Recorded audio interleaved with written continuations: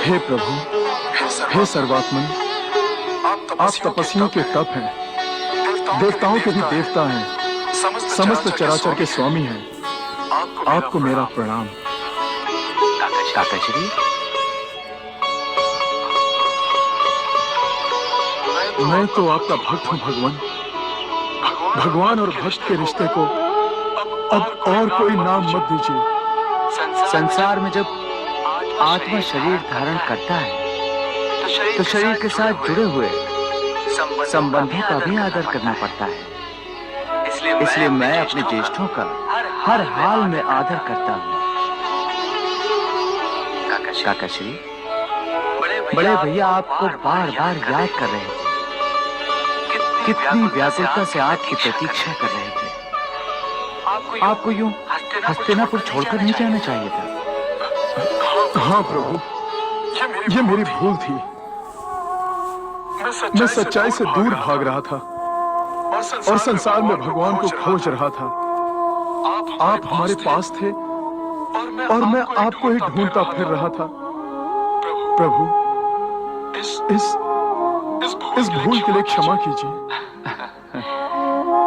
सवेरे का भूला यदि सांझ को घर आ जाए तो उसे भूला नहीं कहते। अब आपको कहीं जाने की आवश्यकता नहीं पड़ेगी।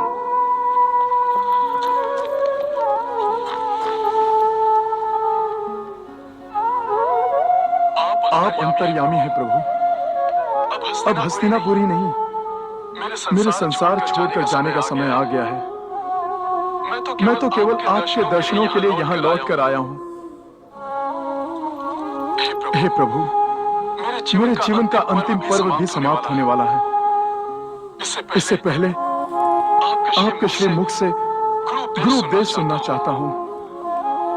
मैं आपको तार्किक दृष्टि से जानना चाहता हूँ। मेरी इच्छा पूरी करके मुझे अनुग्रहित करें प्रभु। हे महामते, मुझे न देवता न गंधर्व न पिशाच न राक्षस तार्किक दृष्टि से जान सकते हैं। फिर भी मैं तुम्हारी इच्छा पूरी करता हूँ। यदि तुम मेरे परम तत्व को जानना चाहते हो तो संक्षिप्त में ये जान लो कि सभी तत्वों का मैं सूक्ष्म आत्म स्वरूप हूँ। जो उत्तम तत्व है वो मैं हूँ। मैं भूत, वर्तमान और भविष्य का आदि हूँ, परंतु मेरा आदि कोई नहीं। पृथ्वी, वायु, आकाश, जल, अग्नि, मन, बुद्धि, तेज, सत्वगुण, रजोगुण, तमोगुण, प्रकृति, विकृति, विद्या, अविद्या, शुभ, अशुभ, ये सब मुझी से उत्पन्न हुए। जब ये सब कुछ नहीं था तब भी मैं था, और जब ये सब कुछ नहीं रहेगा तब भी मैं रहूंगा। आत्म तत्व को जानने वाले पुरुष विभिन्न हेतुओं द्वारा जिसका साक्षात्कार करते हैं वो आदि, मध्य और अंत से रहित सनातन पुरुष मैं हूँ। संपूर्ण भूत प्राणी मुझसे ही उत्पन्न होते हैं और मेरे ही द्वारा तुरंत जीवन धारण करते हैं। और जब प्रलय आता है तो सब के सब मुझ में ही लीन हो जाते हैं। हे महामते, मुझे जो जैसा जानता है मैं उसके लिए वैसा ही हूँ। यज्ञ के ज्ञाता मुझे यज्ञ कहते हैं। वेदों के विद्वान मुझे वेद बताते हैं। धर्म, अर्थ, काम, मोक्ष, कर्म जनित जन्म मरण सब मेरे ही स्वरूप हैं। हे वत्स, इस संसार के माया मोह से भ्रमित होने वाले मेरे परम स्वरूप को नहीं जानते, परंतु जो नित्य निरंतर मेरी भक्ति में लीन रहते हैं उन्हें मेरे स्वरूप का बोध हो जाता है।